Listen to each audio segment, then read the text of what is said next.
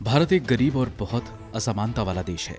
इसका अंदाजा आप इसी बात से लगा सकते हैं कि देश के 10% लोगों के पास देश की कुल राष्ट्रीय आय का 57% हिस्सा है।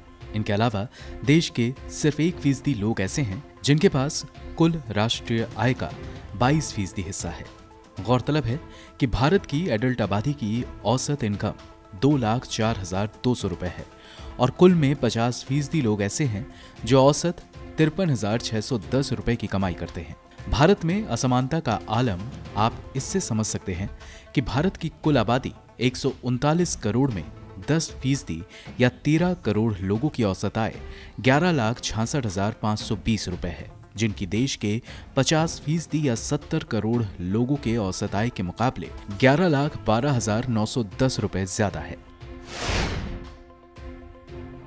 आजादी के बाद आय असमानता बहुत ज्यादा बढ़ी है, यानी देश में अमीर और ज्यादा अमीर हो रहे हैं, मिडिल क्लास गरीबों की श्रेणी में जा रहा है और भयंकर गरीबी बरकरार है। ब्रिटिश काल की अवधि में भारत में आय असमानता काफी ज्यादा थी, जब देश की 10% आबादी के पास कुल राष्ट्रीय आय का 50% हिस्सा था।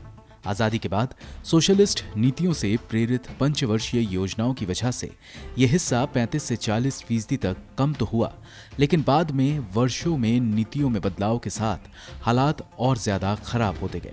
मसलन वर्ल्ड इनइक्वालिटी रिपोर्ट में कहा गया है कि 1980 के बाद लिबरलाइजेशन की नीति अपनाने के बाद भारत में असमानता और भी ज्यादा बढ़ गई है। रिपोर्ट में कहा गया है कि नीति में बदलाव से भारत के 1% लोगों को और अमीर होने में मदद मिली और कुल आय का एक बड़ा हिस्सा इसी वर्ग में सिमट कर रह गया।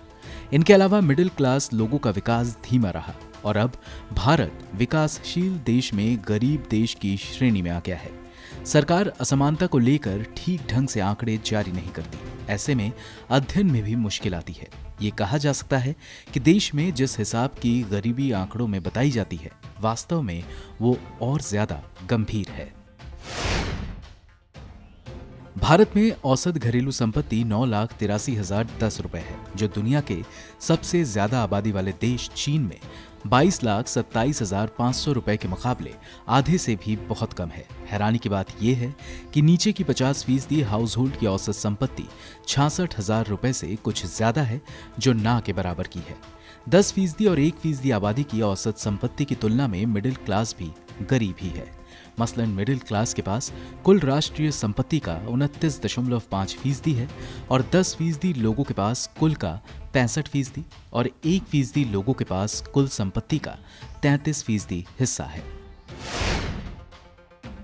भारत में बाकी असमानताओं के साथ लैंगिक असमानता भी चिंता की बात है, जो बताता है कि आजादी के बाद भी महिलाएं पिछड़ी हुई हैं। महिला श्रम आय का हिस्सा 18% के बराबर है, जो एशियाई देशों में काफी कम है, जबकि चीन में ये 21% है। भारत में लैंगिक असमानता का ये आंकड़ा मिडिल ईस्ट देशों को छोड़कर सबसे कम है। ब्यूरो रिपोर्ट, गो न्यूज।